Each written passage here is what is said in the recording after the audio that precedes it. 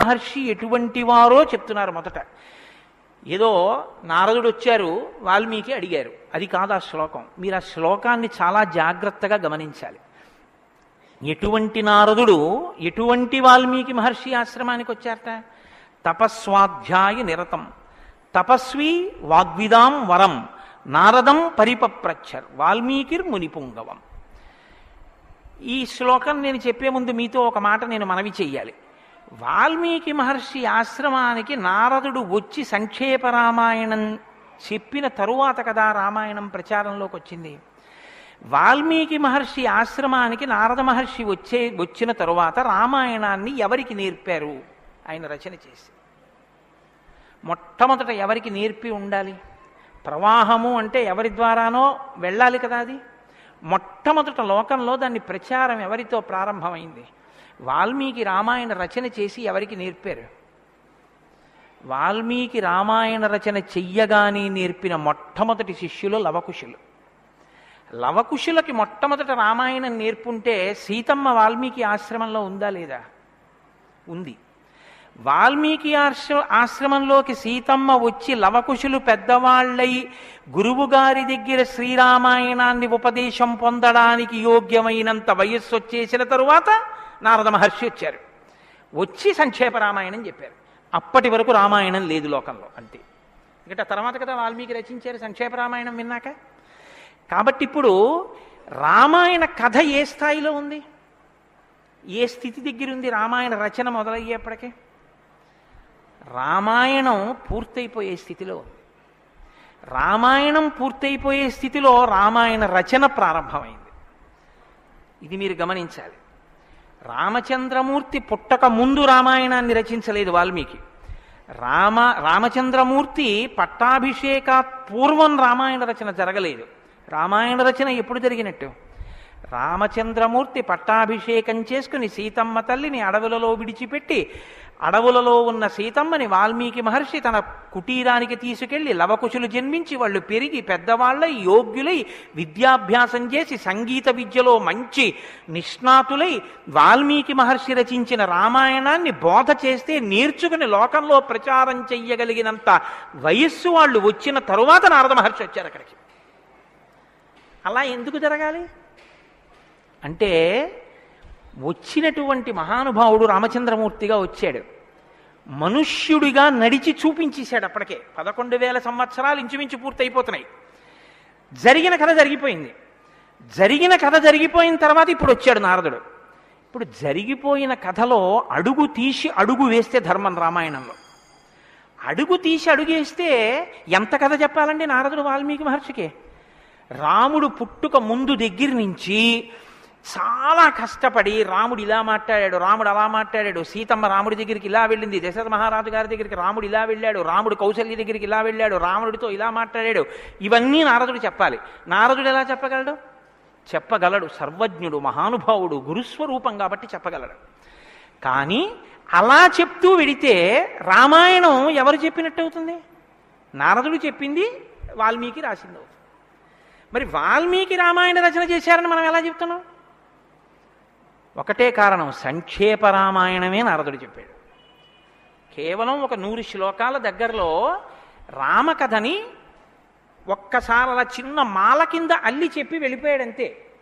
మిగిలిన రామకథ రాముడు ఎలా కదిలాడో, ఎలా అడుగేశాడో, ఎలా నడిచాడో, ఎలా మాట్లాడాడో ఇవన్నీ వాల్మీకి మహర్షికి కనపడ్డాయి.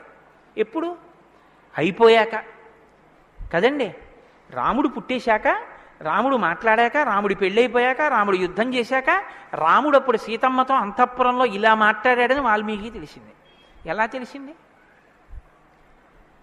2 కారణాలతో తెలియాలి. రాముడు చెప్పాలి, 2 వాల్మీకి ఊహ చెయ్యాలి. రాముడు చెప్తే అన్నీ అలా ఏకాంతంలో తాను సీతమ్మతో మాట్లాడినవి కూడా చెప్తాడా? మర్యాదా పురుషోత్తముడైన వాడు. 2 ఊహ చేస్తే ఊహ నిజం కావాలని ఎక్కడుంది? అప్పుడు రామాయణం మీరు వేదోపబ్రహ్మణంగా ప్రమాణంగా ఎలా స్వీకరించి చెప్పుకుంటున్నారు ఇవాళకి? కాబట్టి ఆ రెండిటికి మధ్యలో ఏదో ఉండాలి మీరు నమ్మాలంటే కదా. ఇప్పుడు చెప్పండి, రామాయణం ఓ కొత్త కోణంలో మీరు వినవలసిన అవసరం ఉందా లేదా ప్రారంభంలోనే? కాబట్టి నారదుడు వచ్చాడు, వాల్మీకి చెప్పాడు, అంతే. వినకండి. ఎటువంటి నారదుడు వచ్చాడు, ఎటువంటి వాల్మీకి చెప్తున్నాడు అసలు? ఏ స్థితిలో ఉన్నారు ఇప్పుడు వాల్మీకి మహర్షి అంటే? సీతమ్మ తల్లి ఆయన ఆశ్రమంలో ఉంది. సీతమ్మ తల్లి ఊరట పొందడానికి కావలసిన వాతావరణం ఆశ్రమంలో ఉంది. ఆయన నిరంతరము కూడా తపస్వి అయి ఉన్నారు. తపస్వి అంటే కృచ్ఛచాంద్రాయణాది వ్రతములు చేసేటటువంటి వాడు. అంటే శుక్లపక్షంలో తిథులు పెరుగుతున్నప్పుడు ఒక్కొక్క ముద్ద పెంచుకుంటూ వెడతారు. పౌర్ణమికి పూర్తిగా భోజనం చేస్తారు. బహుళపక్షంలో ఒక్కొక్క ముద్ద తగ్గిస్తూ అమావాస్య వచ్చేటప్పటికి పూర్ణంగా ఆహారం విడిచిపెట్టేస్తారు. ఇలా విడిచిపెట్టి నిరంతరం వేదం చదువుకుంటూ వేదము చేత ప్రతిపాదింపబడిన పరమేశ్వర స్వరూపాన్ని ఇక్కడే అనుభవంలోకి తెచ్చుకునే ప్రయత్నం చేస్తారు. అహం బ్రహ్మాస్మి అంటే అది కదండి శృంగగిరి పీఠానికి మహావాక్యం, అహం బ్రహ్మాస్మి, నేనే ఈశ్వరుడను అన్న వాక్యాన్ని అనుభవపూర్వకం చేసుకోవాలి. దానికి వ్రతం అంతా కర్మాచరణం. ఇప్పుడు ఈ కర్మాచరణం అంతా చేసి తపిస్తున్న వాల్మీకి దేని కొరకు తపిస్తున్నారు? బ్రహ్మముగా తనను తాను తెలుసుకొనుట కొరకు ప్రయత్నిస్తున్నారు. ఇప్పుడు యోగ్యమైన కాలం సిద్ధించింది. యోగ్యమైన కాలం సిద్ధిస్తే ఉపదేశం చెయ్యడానికి రావలసిన వాడు ఎవరు రావాలి? గురువుగారు రావాలి. గురువుగారి కన్నా మంగళస్వరూపం లోకంలో ఉంటుందా? ఇంకుండదు. అన్నిటికన్నా మంగళస్వరూపం ఏది అంటే గురువుగారే. గురువుగారి కన్నా గొప్పవాడు, గురువుగారి కన్నా అధికుడు లోకంలో ఉండడు. నగురోరధికం నగురోరధికం నగురోరధికం ఇది శివశాసనత. గురువు కన్నా అధికుడి లోకంలో లేడు. మరి ఈశ్వరుడండి అని మీకు అనుమానం రావచ్చు. ఈశ్వరుడి కన్నా అధికుడు గురువే. ఎందువల్ల? అసలు గురువు లేకపోతే ఈశ్వరుడి యొక్క అస్తిత్వం ప్రకటనం కాదు. సరికదా? నేను మీకు ఒక మాటలో చెప్పాలంటే శృంగగిరి పీఠాధిపత్యం వహించిన చంద్రశేఖర భారతీ స్వామి వారి దగ్గరికి ఒక వ్యక్తి వెళ్ళి అన్నాడు, నా దగ్గర ఒకటి కన్నా ఎక్కువ మంత్రాలు ఉపదేశం పొందినవి ఉన్నాయి. నేను ఒక మంత్రానికి ధ్యాన శ్లోకం చేసి మంత్రాన్ని అనుష్ఠిస్తుంటే ఇంకో మంత్రం యొక్క ధ్యాన శ్లోకంలో స్వరూపం కనపడుతోంది, నన్ను ఏం చేయమంటారని అడిగాడు. ఆయన అన్నారు, నీకు ఉపదేశం చేసినటువంటి గురువుగారి పాదాలు నీకు కనపడుతుంటాయా? అయ్యో నాకు చాలా ఇష్టం అండి, మా గురువుగారి పాదాలు నాకు బాగా జ్ఞాపకం. ఏ మంత్రం చేసినా గురువుగారి పాదాలే చూడన్నారు. అలా ఎలా కుదురుతుందండి అన్నాడు ఆయన. ఆ ధ్యాన శ్లోకంలో రూపం కదా చూడాలి. ఏ మంత్రం చేసినా గురువుగారి పాదాలు ఎలా చూస్తాం?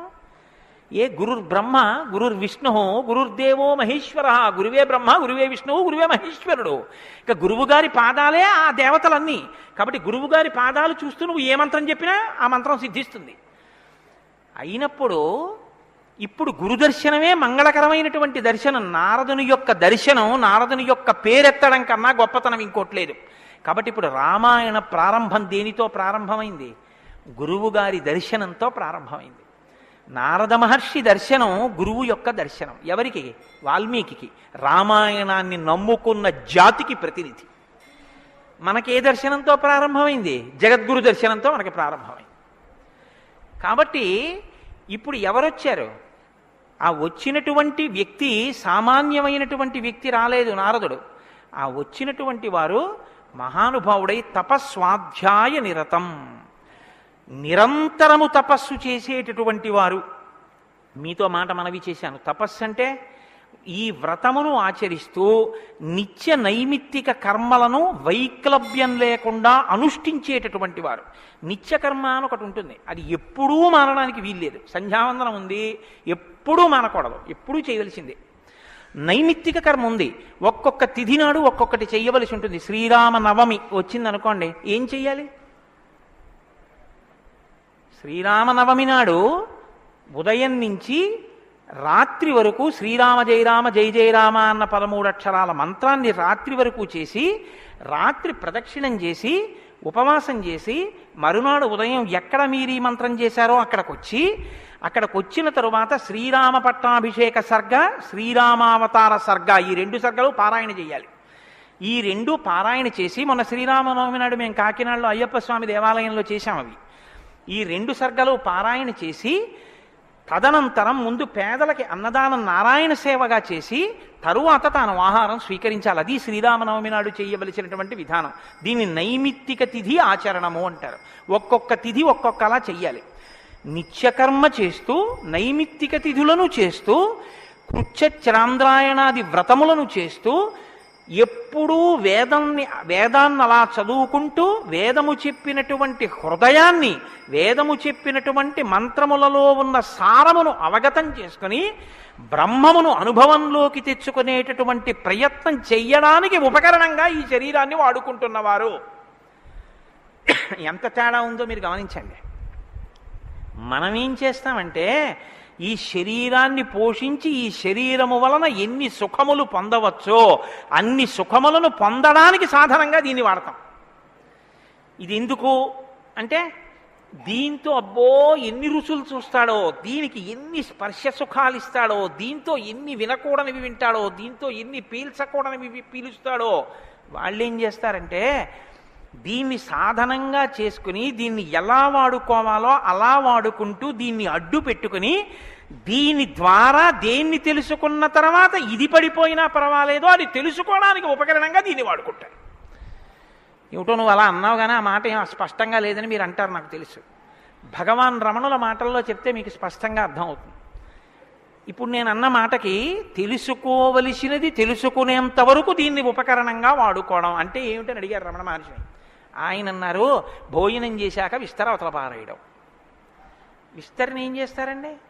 బాదమాకులు తెచ్చి చీపురు పుల్లలు తెచ్చి సన్నగా చీల్చి ముక్కలు చేసి అన్నం తినేటప్పుడు ఊడిపోయి అన్నంలో కలిసిపోకుండా జాగ్రత్తగా కుట్టి ఆకు తెచ్చి వేసుకుని నీళ్లు జల్లి తుడిచి పదార్థాలు వేసుకుని అన్నమంతా తిని ఉత్తరాపోసనం పట్టిన తర్వాత అప్పుడు తీసుకెళ్లి ఆకు మీదలో పెంటకుప్ప మీద పారేస్తారు. అంతేగాని ఆకు పుట్టింది ఎందుకు అంటే ఆకు కుట్టింది ఎందుకు అంటే చివరి పెంటకుప్ప మీద పారేయడమేనండి, అందుకు పారేస్తాం అంటారా? దేనికి వాడుకోవాలో దానికి జాగ్రత్తగా వాడుకుని ఆ ప్రయోజనం అయిపోయిన తరువాత పెంటకుప్ప మీద విస్తరాకుని పడేసినట్టు దీన్ని సాధనంగా చేసుకుని దీనిలో ఉండి దీనితో తరించి దీనిలో ఉండి దీని వలన బ్రహ్మం అంటే ఏమిటో తెలుసుకుని అనుభవంలోకి వచ్చిన తర్వాత ఇది పడిపోతున్నా ఇది నేను కాదన్న సత్యం ఎరుకలోకి రావడం వల్ల దీని మీద భ్రాంతి లేకుండా ఇది పడిపోతున్నా సాక్షిగా చూసి ఇది పడిపోయిన తర్వాత తాను ఒకటి ఏది మారని సత్యమో సత్యంగా నిలబడిపోవడాన్ని నిత్య నైమిత్తిక కర్మాచరణ చేత తాను పొందవలసిన స్థితిని పొందగలిగినటువంటి తపస్వాధ్యాయ నిరతుడు అని పిలుస్తారు. ఇప్పుడు నారదుడు అది అంటే ఇప్పుడు ఆయన సద్గురువు మహానుభావుడై ఉన్నాడు. నారం దదాతి ఇది నారద, ఆయన జ్ఞానం ఇస్తాడు. కాబట్టి ఇప్పుడు తపస్వాధ్యాయ నిరతం అటువంటి వారు ఎక్కడికి వచ్చారు? వాగ్విదాం వరం. ఆయన ఎటువంటి వాడు? వాగ్విద. వాక్ అంటే వేదం, వాక్ అంటే బ్రహ్మం, విదుడు అంటే తెలుసుకున్నవాడు. విద్దన్న ధాతువులోంచే వేదము అన్న మాట వచ్చింది. ఏది తెలుసుకున్న తర్వాత ఇంకొకటి తెలుసుకోక్కర్లేదో అది వేదం. ఇప్పుడు తెలుసుకోవడం ఒకెత్తు, తెలుసుకున్న దాన్ని అర్థమయ్యేటట్టు చెప్పగలిగిన ప్రజ్ఞ ఒకెత్తు. ఒక ఆయన తెలుసుకున్నాడు కానీ ఆయన చెప్పలేడు, ఆయన చెప్తే అయోమయంగా ఉంటుంది. ఒక ఆయన స్పష్టంగా చెప్పగలడు, తాను అనుభవించాడు, అనుభవించిన దాని వైపుకి మిమ్మల్ని తిప్పగలడు, ఈ ప్రజ్ఞ ఉన్నవాడు. కాబట్టి వాగ్విదాం వరహ, బ్రహ్మమును బాగా తెలుసుకున్న వాళ్ళల్లో శ్రేష్ఠుడైన వాడు, తాను తెలుసుకుని శిష్యుల్ని ఉద్ధరించడం కోసం కిందికి దిగొచ్చి మాట్లాడగలిగినటువంటి ప్రజ్ఞ కలిగిన వాడు. ఇటువంటి వాగ్విదాంవరం నారదం. అటువంటి నారదుణ్ణి ఎవరు ప్రశ్నించారు? ఇప్పుడు అడిగినవాడు వాల్మీకి మహర్షి. ఆయన ఎటువంటి వారు? తపస్వి, తపస్సు చేస్తున్నవారు. తపస్సు అంటే నేను మీకు ఇందాక చెప్పాను, బ్రహ్మమును తెలుసుకోవాలని తాపత్రయంతో ఉన్నటువంటి వారు, భావన వ్యగ్రతతో ఉన్నవారు. ఈయన నారదుణ్ణి అడిగారు. ఏమని అడిగారు? అయ్యా మీరు వచ్చారు, చాలా సంతోషం అండి, నాకు ఏ ఆపదలు రాకుండా మా అబ్బాయికి ఉద్యోగం వచ్చేటట్టు, నాకు సంతోషంగా ఉండేటట్టు, మా ఆశ్రమంలో ఆవులన్నీ ఎప్పుడు పాలిచ్చేట్టు చూడండి అని అడగలేదు ఆయన. ఆయన ఒక చిత్రమైన ప్రశ్న ఒకటి వేశాడు. అది లోకంలో సాధారణంగా ఎవ్వరూ అడగని ప్రశ్న. అందుకని రామాయణం పుట్టింది, లేకపోతే రామాయణం పుట్టే అవకాశం లేదు. మీరు ఒకటి బాగా జ్ఞాపకం పెట్టుకోండి, జ్ఞానం ఎక్కడి నుంచి పుడుతుంది అంటే ప్రశ్న చక్కగా వెయ్యగలిగినటువంటి శిష్య ప్రజ్ఞలోంచి పుడుతుంది. నేను నారదం పరిపప్రచ్ఛ, పరిప్రశ్న చేశారు. ప్రశ్న అంటే అడగడం అండి. నేను ప్రశ్న వేశానండి అంటే అర్థం ఏమిటి? నేను మిమ్మల్ని అడిగాను అని. పరిప్రశ్న అంటే ఇది బాగా అర్థం చేసుకోవాలి. నారదుణ్ణి పట్టుకుని ఏదో అడిగేస్తే ఆయన ఏం చెప్పడలాగా, పరిప్రశ్న చేస్తే చెప్పాడు ఆయన. పరిప్రశ్న అంటే, ప్రశ్న అంటే అడగడం, పరి అంటే, పరి అన్న మాట ముందు కలిపారు మహర్షి. పరి అంటే బాగా జ్ఞాపకం పెట్టుకోండి. ఇప్పుడు నేను ఎవరిని అడుగుతున్నానో ఆ మహానుభావుడు నోరు విప్పి చెప్పినటువంటి మాట త్రికాలముల యందు సత్యమే. ఆయన చెప్పిన మాట మీద నాకు అవిశ్వాసం అన్న మాట ఉండక్కర్లేదు. ఆయన అన్నారు అంటే అది జరిగి తీరుతుందంతే. ఆయన చెప్పింది చేస్తే ఆ ఫలితం వస్తుందంతే. ఆయనటువంటి శక్తివంతుడు. ఈ నమ్మకం మీకు ఉండి అడగడం మొదలు పెడితే శ్రద్ధ, పరిప్రశ్నకి ముందేముంటుందో తెలుసా అండి? శ్రద్ధ ఉంటుంది. శ్రద్ధ లేకుండా వినయం ఎలా వస్తుందండి? మీరు నాకు చెప్పండి. ఇప్పుడు నేను ఒక ఆయన దగ్గరికి వెళ్ళి ఇలా అయ్యా నమస్కారం అండి అని ఇలా ప్రణిపాతం చేసి నేల మీద పడి ఎంతో ఇదిగా 2 చేతులు ఇలా చాపి అయ్యా మీరు నాకు దయచేసి అనుగ్రహించి ఇది చెప్పాలని ఎందుకు అడుగుతాను? ఆయన శక్తివంతుడని నేను నమ్మితేను. వీడి మొహం వీడికేం వచ్చు అనుకున్నాను అనుకో, నేను నీకేం తెలిసాడో అంటాం అంతే. పరిప్రశ్న చేస్తారేంటి? వినయం ఎప్పుడు ఉంటుంది? ఆయన శక్తివంతుడని తెలిస్తే వినయం ఉంటుంది. ఆయన శక్తివంతుడని మీరు నమ్మడాన్ని శాస్త్రంలో ఏమంటారో తెలుసా అండి? శ్రద్ధ అని పిలుస్తారు. శంకరాచార్యులు వారు భాష్యం చేస్తూ శ్రద్ధ అన్న మాట గురించి ఒక మాట చెప్పారు. శాస్త్రస్య గురువాక్యస్య సత్యబుద్ధ్యావధారణ సా శ్రద్ధా కదితా సిద్ధి యా వస్తూపలభ్యతే. శ్రద్ధ అన్న మాటకు అర్థం ఏమిటంటే శాస్త్రము చెప్పినా గురువుగారు చెప్పినా అది పరమ సత్యమో, ఇక దానికి తిరుగులేదు, అది కాని పాటిస్తే మనకి ఫలితము వచ్చి తీరుతుందని నమ్మడమే శ్రద్ధ అని పేరు. ఆ శ్రద్ధ ఎక్కడుందో దానిలోంచి వినయం వస్తుంది. అప్పుడు గురువుగారిని చూసి వంగి వంగి వంగి వంగి నమస్కరించి మాట్లాడతావు. ఎందుకు మాట్లాడాలి? ఆయన ఏం చేతకాకో మాట్లాడకపోతే ఆనందించలేని వాడో కాడు. ఆయన ఒక్కడు తనలో తాను ఆనందించగలడు. మరి ఇప్పుడు ఎందుకు మాట్లాడుతున్నాడు? నీ కొరకు మాట్లాడుతున్నాడు. ఆయన త్యాగం చేశాడు. ఆయన కంఠానికి శోష కలిగింది, అంటే బాధ కలిగింది. ఆయన ఊపిరికి ఘర్షణ కలిగింది. ఆయన శరీరానికి చెమట పట్టింది. దేని కొరకు? నీ కొరకు. ఆయన నీ కొరకు మాట్లాడుతున్నాడు. ఇది గుర్తిస్తే వినయం. ఈ త్యాగానికి నేనేమి ఇవ్వగలను ఆయనకి? ఈ కృతజ్ఞతాభావంతో నువ్వు నిలబడగలిగితే, అలా నువ్వు ప్రశ్నించగలిగితే పరిప్రశ్న అంటారు. ఇప్పుడు నారదం పరిపప్రచ్ఛ ఇలా ప్రశ్న వేశాడు తప్ప ఏదో ప్రశ్న వేస్తే రామాయణం వచ్చిందని మీరు అనుకోకండి. పరిప్రశ్న చేస్తే రామాయణం వచ్చింది. ఇప్పటి వరకు నారదుడు ఏం మాట్లాడలేదు. మీరు బాగా గమనించండి. వచ్చాడంతే. లోపలికి వచ్చారు, వాల్మీకి మహర్షి చూశారు, అర్ఘ్యపాద్యాదులు ఇచ్చారు, కూర్చోబెట్టారు.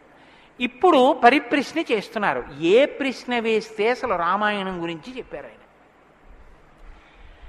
వాల్మీకి మహర్షి అడిగిన ప్రశ్న ఏమిటంటే ఆయన్ని, కోన్వస్మిన్ సాంప్రదం లోకే గుణవాన్ కస్య వీర్యవాన్ ధర్మజ్ఞశ్చ కృతజ్ఞశ్చ సత్యవాక్యో దృఢవ్రతః చారిత్రేణ చ కోయుక్తః సర్వభూతేషు కోహితః విద్వాన్ కః కస్సమర్థశ్చ కస్యైక ప్రియదర్శనః ఆత్మవాన్ కో జితక్రోధో ద్యుతిమాన్ కో ననసూయకః కస్య బిభ్యతి దేవాశ్చ జాతరోషస్య సంయుగే.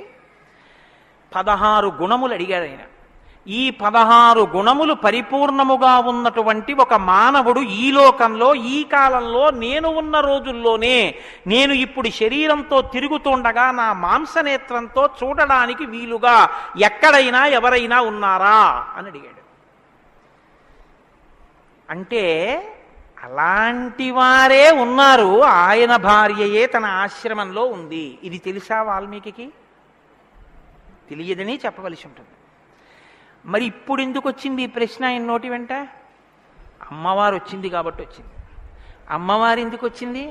అసలు రహస్యం ఏమిటంటే, రామాయణం లోకానికి అందాలంటే సీతమ్మ యొక్క సేవాభాగ్యం వాల్మీకి లభించాలి. సీతమ్మ సేవాభాగ్యమే శారదాదేవి సేవాభాగ్యం. అది అందితే నోటి వెంట ఈ ప్రశ్న వచ్చింది. నోటి వెంట ఒక్క ప్రశ్న వస్తే యుగాలు మారిపోయినా మనుష్యుడిగా పుట్టిన ప్రతివాణ్ణి తరింపచేయగలిగిన ఒక ఆది కావ్యం ఆయన నోటి వెంట వచ్చింది. ఇది రావడానికి ముందు సీతమ్మ రావాలి. అందుకని ముందు సీతమ్మ వచ్చేసింది ఆశ్రమానికి. వచ్చి అక్కడ కూర్చుంది. ఆ రామాయణాన్ని ప్రచారం చెయ్యగలిగిన యోగ్యమైన శిష్యుల్ని కూడా సీతమ్మే వాల్మీకి ఇచ్చింది లవకుశల రూపంలో. ఇది వాల్మీకిని సీతమ్మ తరింపచేసిన తీరు మీరు జాగ్రత్తగా గమనించగలిగితే, వాల్మీకి తరించడానికి మొదటి కారణం సీతమ్మే. అందుకే ఆయన అన్నారు, నేను చెప్పిన రామాయణానికి పేరేమిటో తెలుసా? సీతాయాశ్చరితం మహత్ అన్నారు. అది సీతమ్మ చరిత్ర అన్నారు. తల్లి ఎంత గొప్ప తల్లో మీరు ఆలోచించండి. అందుకే సీతమ్మ ఒకరు, శారదమ్మ ఒకరా? కాదు. సీతమ్మే శారదమ్మ. కాబట్టే అంత జ్ఞానం వాల్మీకి ఇచ్చి ఈ ప్రశ్న వేయించింది. ఎందుకు వేయించాలి? సీతమ్మ వెళ్ళిపోతే రామావతారం వెళ్ళిపోతుంది. ఇక సీతమ్మ వెళ్ళిపోతుంది. ఆ రోజులు వచ్చేసాయి. అప్పటికి ఆ రోజు వచ్చేసింది. ఎందుకంటే ఇక అశ్వమేధయాగం చేసేస్తాడు రాముడు. అశ్వమేధయాగం చేస్తే సీతమ్మ కనపడుతుంది రాముడికి. సీతమ్మ రాముడికి కనపడితే వేరొకసారి పాతివ్రత్యాన్ని నిరూపించుకోమని చెప్తాడు. ఎందుకు చెప్తాడంటే ఎప్పుడు లోకం కోసం, తన కోసం కాదు. ఈ మాట అనగానే ఆవిడంటుంది, నా ప్రయోజనం అయిపోయిందా, నీకు భార్యగా నీ వంశాన్ని నిలబెట్టడానికి. రామకథ నరుడి కథ బాగా గుర్తుపెట్టుకోండి. రామకథ దేవుడి కథని మీకు జరిగితే మీకు ఎంత పనికొస్తుందో నేను చెప్పలేను. రామకథ నరుడి కథని మీరు వినండి, మీకు పనికొస్తుంది. అందుకే సీతమ్మ ఈ మాట అంది, నేను ఎందుకు వచ్చానో తెలుసా నీ పక్కకి? నీ వంశం తరించాలి. నీ వంశం తరించాలంటే నీకు పితృరుణం తీరాలి. పితృరుణం తీరాలంటే నీకు బిడ్డలు కనాలి. నీకు బిడ్డలు పుట్టాలి అంటే నా సహకారం ఉండాలి. నేను నా శరీరాన్ని త్యాగం చేస్తే నా కడుపులో ఉన్న బిడ్డలు కూడా పోతారు. పోతే నీకు పితృరుణం తీరదు. నువ్వు ఏకపత్ని వృతుడవు. ఇంకొక బిడ్డని, ఇంకొక ఆడదాన్ని స్వీకరించవు. నీ వంశం ఆగిపోతుంది. నా కారణంగా నీ వంశం ఆగకూడదు. నీ వంశం కొనసాగడానికి నీకు బిడ్డల్ని ఇచ్చాను. నా ప్రయోజనం అయిపోయింది. నేను వెళ్ళిపోతున్నానని భూమిలోకి వెళ్ళిపోయింది ఆవిడ. ఆవిడ వెళ్ళిపోయిన తర్వాత ఇక రామావతారం లేదు. సరయూ నదిలో ప్రవేశించి రామావతారం కూడా పూర్తయిపోయింది. ఇప్పుడు రామావతారం పూర్తయిపోకముందే సీతమ్మ రామాయణం పలికించాలి వాల్మీకితో. పలికించాలంటే ఈ సన్నివేశాన్ని సృష్టించాలి. నారదుణ్ణి పిలిపించింది ఆవిడ. కాబట్టి వచ్చాడు మహానుభావుడు. వస్తే ఆయన ఈ ప్రశ్న అడిగాడు. ఇప్పుడింత ఆర్తితో ఈ ప్రశ్న అనుకోకుండా నోటి వెంట వస్తే తప్ప రామాయణ కథ ప్రారంభం కాదు. అందుకని అడిగాడు, కోన్వస్మిన్ సాంప్రతంలోకే గుణవాన్ కస్య వీర్యవాన్. ఈ కాలంలో నారద మహర్షి ఇప్పుడు నేను చూడడానికి వీలుగా నేను అడిగిన మహానుభావుడు ఎవరైనా ఉన్నాడా? ఎవరు? 16 గుణములున్నవాడై ఉండాలి. గుణమన్న మాటకు అర్థం ఏమిటి? తాను గురుముఖత నేర్చుకున్నటువంటి విద్య ఏ కాలమునందు ప్రవర్తనలో ఎలా ప్రకాశించాలో అలా ప్రకాశిస్తే అది గుణముగా కనపడుతుంది. మా గురువుగారు నన్ను, నాయనా ఒరే కోటేశ్వరరావు, గోవులకు సేవ చెయ్యరా అని చెప్పారనుకోండి. నేను అలా గుళ్ళోకి వెళ్ళిపోతున్నాను. ఓ అరడజన అరటిపళ్ళు పట్టుకుని దేవాలయంలోకి వెడుతున్నాను.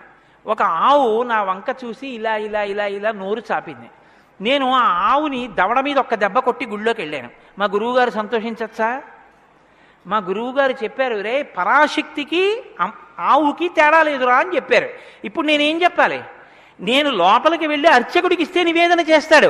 ఇక్కడో నా తల్లి ఎదురొచ్చి నా దగ్గర ప్రత్యక్షంగా తింటానని అడుగుతోంది. అమ్మ ఏమి భాగ్యం, అక్కడ ఇంకా తొక్క తీసి పెట్టాలి, ఇక్కడ తొక్కతో తినడానికి సిద్ధంగా ఉన్నావు. నా చేత్తో పెట్టుకుంటాను. 2 చెప్పులు ఇప్పి గభాల్లో 2 అరటిపళ్ళు నేను పెట్టాలి. పెడితే నేను గురువాక్యాన్ని అనుష్ఠానంలోకి తెచ్చుకున్నవాడిని. ఇప్పుడు గుణముగా ప్రకాశిస్తుంది. కోటేశ్వరరావు గారండే వాళ్ళ గురువు గారు చెప్పింది గుర్తుపెట్టుకుని ఆవుకి 2 అరటిపళ్ళు పెట్టాడు. అదో గుణం. అంటే నేను నా గురించి చెప్పుకుంటున్నాను అనుకోకండి. నేనే అటువంటి పుణ్యకార్యాలు చేసిన వాడిని కాదు మహాప్రభు. ఏదో ఉదాహరణకి చెప్పానంతే. అదే స్వోత్కర్ష కోసం చెప్పిన వాడిని కాదు. కాబట్టి గుణము అంటే విన్నది, చదువుకున్నది, ప్రవర్తనయందు ఆ సందర్భంలో ప్రకటనమైతే, ప్రకాశిస్తే గుణం అవుతుంది. అలా ఉన్నాయా ఎవరికైనా? అలా ఉన్నవాడు ఉన్నాడా? గురువుగారి దగ్గర నేర్చుకున్నవి అనుష్ఠానంలోకి వచ్చేటప్పటికి గురువు ఏం చెప్పారో అలా ప్రవర్తించిన వాడు ఉన్నాడా? మీరు ఇలా వినండి రామాయణాన్ని. ఇంక తర్వాత కోన్వస్మిన్ సంప్రదంలోకే ఎప్పుడో కాదు వామనమూర్తి ఉన్నారు, నరసింహావతారం ఉందని చెప్పకు. ఇప్పుడున్నాడా? ఇది వాల్మీకి ప్రశ్న. కోన్వస్మిన్ సంప్రదంలోకే గుణవాన్ కస్య వీర్యవాన్. వీర్యవాన్ అంటే వీర్యవంతుడు ఉన్నాడా? వీర్యవంతుడంటే ఎటువంటి యుద్ధం వచ్చినా చెక్కు చెదరకుండా తానుగా నిలబడి తనలో ఏ మార్పు లేకుండా బయట మార్పు తేగలిగిన వాడు, ఎంతమందినైనా పడగొట్టగలిగిన వాడు. అటువంటి వాడు ఉన్నాడా? ఉంటే వీర్యవాన్. కోన్వస్మిన్ సంప్రదంలోకే గుణవాన్ కస్య వీర్యవాన్ ధర్మజ్ఞస్య. ధర్మం తెలుసుకున్నవాడు ఉన్నాడా? ధర్మం తెలియడం అంటే మీరు బాగా గుర్తుపెట్టుకోండి ఒకటి. ధర్మం తెలియడం అంటే ఏమిటో తెలుసా అండి? అధర్మం కూడా తెలియడం. ధర్మమే తెలిస్తే పూర్ణత్వం కాదు. ధర్మం తెలియడం అంటే అధర్మం కూడా తెలియడం. ఏది చెయ్యాలో తెలియడం అంటే ఏది చెయ్యకూడదో కూడా తెలియడం. మీరు కొంచెం ఆలోచించండి. నేను మాట అనేసి వదిలేస్తాను. ఇప్పుడు మీరు జవాబు చెప్పక్కర్లేదు.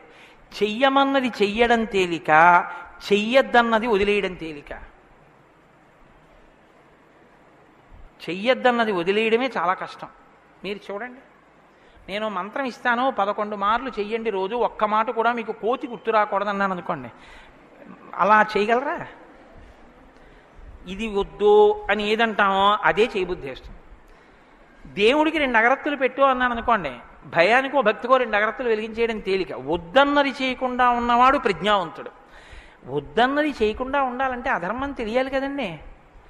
అధర్మం తెలియడం, ధర్మం తెలియడం, ధర్మం పాటించడం, అధర్మం విడిచిపెట్టడం, అధర్మం చేసిన వాడిని కూడా ఉండకుండా చేయడం, ఎందుకంటే వాడి వల్ల ధర్మం వ్యాప్తి చెందకుండా. ఇది ధర్మం తెలియడం. కాబట్టి ధర్మజ్ఞశ్చ కృతజ్ఞశ్చ. కృతజ్ఞశ్చ అంటే ఎవరో తనకు ఒక ఉపకారం చేశాడు, వాడు అదృష్టం అండి నన్ను సేవించుకున్నాడు అండం కాదు. ఎంత మహానుభావుడండి, నిజంగా నాకు ఎంత ఉపకారం చేశారండి, ఎంత ఉపకారం చేశారండి అని తలుచుకు తలుచుకు తలుచుకు తలుచుకు పొంగిపోగలిగినటువంటి మనసు ఉండడం. అసలు మనుష్య జన్మకు ఉండవలసిన ప్రధాన లక్షణం అదేనండి. కృతజ్ఞో నాస్తి నిష్కృతి. కృతజ్ఞత లేని వాడికి నిష్కృతి లేదు. అటువంటి కృతజ్ఞత ఉన్నవాడు ఉన్నాడా లోకంలో ఎవరైనా? ధర్మజ్ఞశ్చ కృతజ్ఞశ్చ సత్యవాక్యో. ఎప్పుడూ సత్యమే మాట్లాడాలి, మిన్ను విరిగి మీద పడిపోని నేను సత్యమే చెప్తాను అని వ్రతం పట్టినవాడు ఎవరైనా ఉన్నాడా? సత్యవాక్యో దృఢవ్రత. ఒక పని మొదలు పెడితే అనుకున్నాం కాదండి అది అలా అవుతుందా అందుకని వదిలేశాను లేండి ఇప్పుడు మార్చేశాను సంకల్పం అనకుండా, తాను ఒక్కసారి నోటి వెంట ఇది చేస్తానని అంటే పిడుగులు పడిపోయినా ఆ పని చెయ్యగలిగినటువంటి వాడు, దాన్ని విడిచిపెట్టనటువంటి వాడు, అటువంటి పూనిక ఉన్నవాడు ఉన్నాడా? దృఢవ్రత. కాబట్టి కోన్వస్మిన్ సాంప్రదంలోకే గుణవాన్ కశ్చ వీర్యవాన్ ధర్మజ్ఞశ్చ కృతజ్ఞశ్చ సత్యవాక్యో దృఢవ్రత చారిత్రేణ చకోయుక్త. ఆయన ప్రవర్తనని చూస్తే ఇంకా మీరు వేదం చదవక్కర్లేదు. వేదం చదవక్కర్లేదంటే చదవద్దని కాదు నా ఉద్దేశం. ఆయన ప్రవర్తన చూస్తే ఆయన ఏది చేశారో అదే వేదం చెప్పింది అని గుర్తు. అటువంటి ప్రవర్తన ఉన్నవాడు ఉన్నాడా? పడుకున్నా, లేచినా, మాట్లాడినా, కూర్చున్నా, నించున్నా, నడిచినా, ఏం చేస్తున్నా ధర్మానికి అనుగుణంగా ప్రవర్తించగలిగినటువంటి నడవడి కలిగినటువంటి వాడు లోకంలో ఉన్నాడా? చారిత్రేణ చకోయుక్త సర్వభూతేషు కోహిత. ఇంత బలపరాక్రమాలు ఉండి కూడా సమస్త భూతముల పట్ల దయ కలిగిన వాడు లోకంలో ఉన్నాడా? గుండెల నిండా అంత కారుణ్యం ఉన్నవాడు ఉన్నాడా? సర్వభూతేషు కోహిత విద్వాంకః. తెలుసుకోవలసినవన్నీ సమస్తము తెలుసుకున్నటువంటి విజ్ఞాని ఉన్నాడా? అటువంటి విద్వాంసుడు ఉన్నాడా? విద్వాంకః కస్సమర్థశ్చ. ఎటువంటి పని అయినా సరే వీరు చెయ్యలేరు వీరు చెయ్యలేరు అనొచ్చేమో కానీ ఆయన ఇది చెయ్యలేరని చెప్పడానికి ఒక పని లేకుండా ఏ పనులైనా చెయ్యగలిగిన వాడు ఉన్నాడా? కస్సమర్థశ్చ కశ్చైక ప్రియదర్శన. ఎప్పుడు మీరు చూసినా చూడాలనిపించేట్టుగా ఉండేవాడు ఉన్నాడా? ఆయన యుద్ధం చేస్తుంటే వింటినారి లాగుతున్నాడు అందం.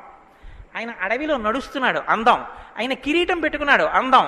ఆయన పాదపీఠం మీద పాదం పెట్టాడు అందం. ఆయన జిల్లేడు పాలు పోసుకుని జటాజూటం కట్టుకున్నాడు అందం. ఆయన ఏమీ లేదు, నారచీర కట్టుకుని కోదండం పట్టుకున్నాడు అందం. ఆయనకి కోపం వచ్చి కన్నులు ఎర్రబారాయి అందం. ఆయన బాలరాముడిగా పిలక పెట్టుకుని వెడుతున్నాడు అందం. సీతమ్మతో మాట్లాడుతున్నాడు అందం. నిద్రపోతున్నాడు అందం. అసలు ఏది చూసినా అందం. అబ్బా ఇప్పుడు అంత బాగుంటాడండి, ఆ తర్వాత బాగుంటాడండి, కొంచెం అలంకారం చేసుకుంటాడు బాగుంటుంది అనడానికి ఏమైనా ఉంటుందా? ఎప్పుడు నువ్వు చూసినా అలాగే చూడాలనిపించేటట్టుగా ఉండేవాడు ఎవరైనా ఉన్నాడా? కశ్చైక ప్రియదర్శన. ఎంత పెద్ద మాట అండి. నిద్రపోతుంటే చూసావు, ఆహా నిద్రపోతుంటే చూడాలండి ఆయన సౌందర్యం. ఆ మాట ఎవరికన్నా ఉంటుందండి లోకంలో? ఏమన్నా ఆయన నిద్రపోతుంటే ఎంత బాగుంటాడండి అంటారా? ఏమన్నా ఆయన నిద్ర లేచి ఒళ్ళు విల్చుకుంటుంటే చూడాలండి ఆయన అందం ఎవరికైనా ఉందా? ఆయన యుద్ధం చేస్తుంటే చూడాలండి అందం ఎవరికైనా ఉంటుందా? ఎంతటి అందగాడు రామో. ఆయన పుంసాం మోహన రూపాయ పుణ్య శ్లోకాయ మంగళం. ఆడవాళ్ళు మోహించడం కాదు, పురుషులు మోహించారు ఆయన్ని. అంతటి అందగాడు. కొన్ని కోట్ల మంది కంఠాలు కోసేశాడంతే రామావతారంలో. నెత్తుటిని ఏర్లు పారించాడు. అయినా అందం. ఈ భుజాలు అందం, గడ్డం అందం, చెక్కిళ్ళు అందం, ఆ ఆజానుబాహు వరవింద దళాయతాక్షం. ఆ కళ్ళందం, ఆ కనుబమలందం, ఆ ముక్కందం, ఆ మూచందం, ఆ గడ్డం అందం, ఆ కంఠం అందం, అన్నీ అందం. అందమే రాముడు, రాముడే అందం, రాముడే అభిరాముడు. అటువంటి వాడు ఉన్నాడా? కశ్చైక ప్రియదర్శన ఆత్మవాంకో. గొప్ప ధైర్యవంతుడు ఉన్నాడు ఆ లోకంలో. ధైర్యవంతుడు అంటే మీరు బాగా జ్ఞాపకం పెట్టుకోండి. ధైర్యవంతుడు అన్న మాటకు అర్థం ఏంటో తెలుసా అండి? భయం లేనివాడు అని కాదు. ధైర్యము అన్న మాటకి ఇంకో అర్థం కూడా ఉంది. ధైర్యము అంటే తాను ఏ పని మీద బయలుదేరాడో ఆ పనికి అనుగుణమైనటువంటి సంభారములను మాత్రమే దగ్గరుంచుకుని ఆ పని మీద మాత్రమే దృష్టి పెట్టి ఆ పనిని పాడు చేసేటటువంటి ఏ ఇతర ఆకర్షణీయమైనటువంటి వ్యవహారమైనా త్రోసి రాజని విడిచిపెట్టగలిగినటువంటి పూనిక ఉన్నవాడున్నాడా? నేను ఏకపత్ని వ్రతం చేస్తానన్నాడు, భార్యని రావణాసురుడు ఎత్తుకుపోయాడు, చాలా మంది వచ్చి మీద పడ్డారు.